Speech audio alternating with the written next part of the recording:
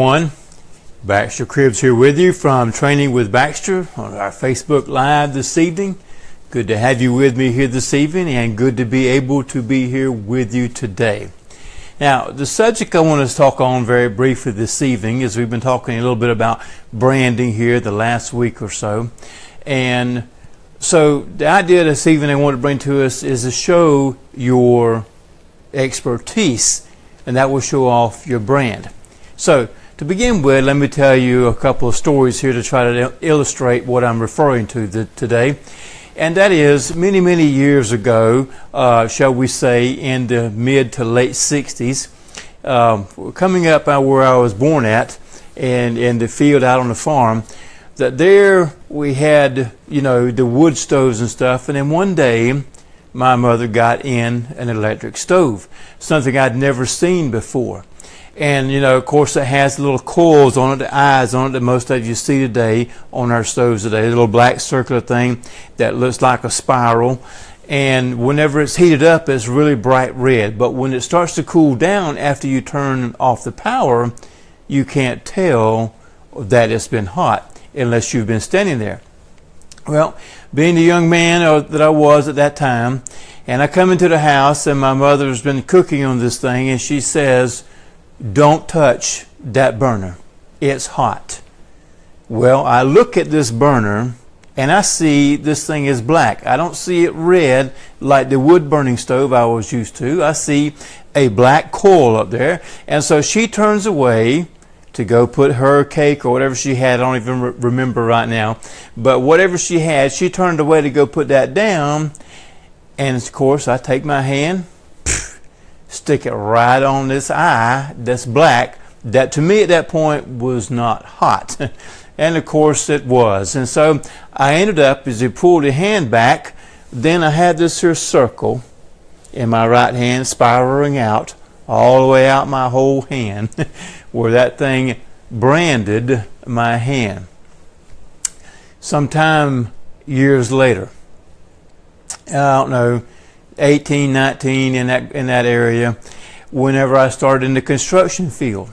They had me cutting stuff as if you know anything about construction, it's called rebar, which is simply a metal rod that comes in different sizes. It depends upon what you're doing. But at this point, they had me cutting 1-inch round rebar with a circular saw, so that when you had to turn the rebar as you held this saw on it, and the blade cut, it had a special blade to cut the steel, and so you turned it so it could get through that thickness. Well, once it got through that, as you turned that blade made little lines on the end of this piece of rebar so that it looked somewhat like a star.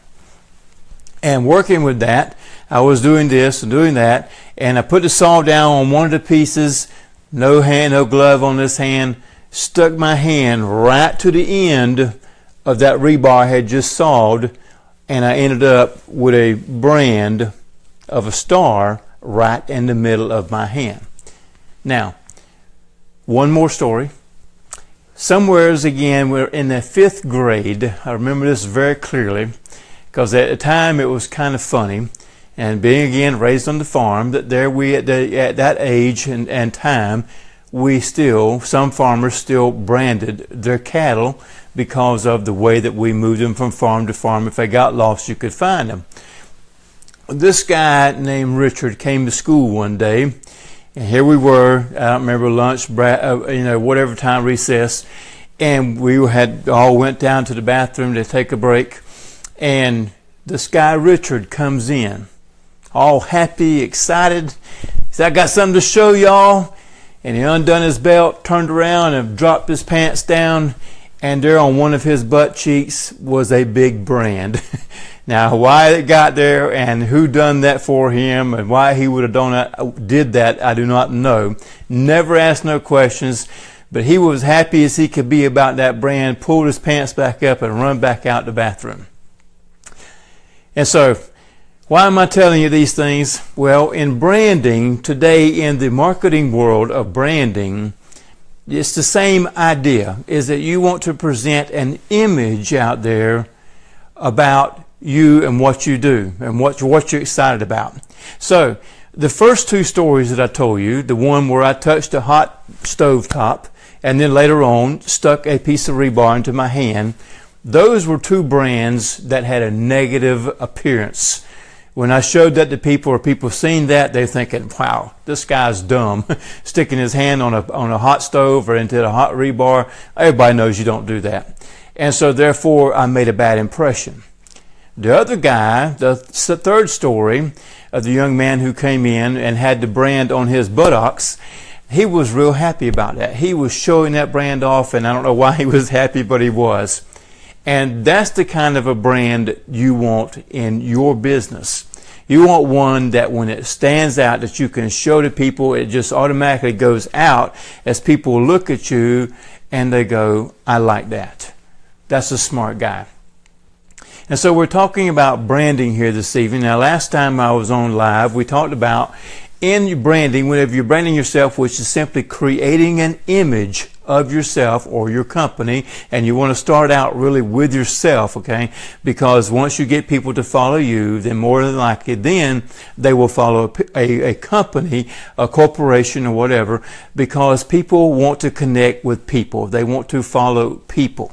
And so in branding yourself, the very first thing that you needed to do was to develop skills, an expertise skill in something or whatever it is that you do. Now tonight, I want to talk about very briefly now at this point that what you should do is to display that expertise, such as, you know, the young man who came in and showed us the brand on his backside. He was displaying the expertise of that brand. Now, so, and here's another little story for us, that I was on a Zoom call recently and I was talking with some friends, and they were asking me about the business that I do, which is, of course, marketing. And so I showed them, I said, here, just let me simply show you the system that I have, that I'm a part of, and I'll show you some ads that I do. And so I took them through, on this Zoom call, some of the things that I've done, some of the ads I have now running, and they've seen the results that I had going with 3 ads in a row as I showed those things to them. And then we came out of that, and I brought them back to the page, where the front page of like the news feed type thing, in their own Facebook fan page. And I said, now here's a way to increase your likes to your page without any more cost. And immediately they thought I was an expert. And so I demonstrated my expertise in that area. And so the subject then led on into what would I charge to help them out. And so because of that, first of all, I had developed a skill set there. Second of all, I demonstrated that skill set. And then the third piece, which will be the next talk about, or actually if you'd like to, you can go ahead to my blog and read that at baxtercribbs.com/branding. You'll find that there, and I'll have a link in this after we get through. I'll put it in here. That there you can read about the third part of what you're supposed to do, which is to help others as well. And so, because, you know, when you give service to people, then you get back the things that they need, because you're helping them to achieve what they need. And I believe it was Zig Ziglar said, if you help enough people achieve what they want, then they will eventually help you to get what you want. But now on that, I'm just that type of person. I love to help people and to train. That's why you're on Training with Baxter. But the point is, get back, if I've digressed a little bit, I'm sorry, is to get back to the branding part, is that I demonstrated my expertise to people. Now, are there people who's way more knowledgeable than I am in this area? Of course there are, much more. But for the audience that I had, I appeared to have great expertise in that. And I did in the part that I was showing them.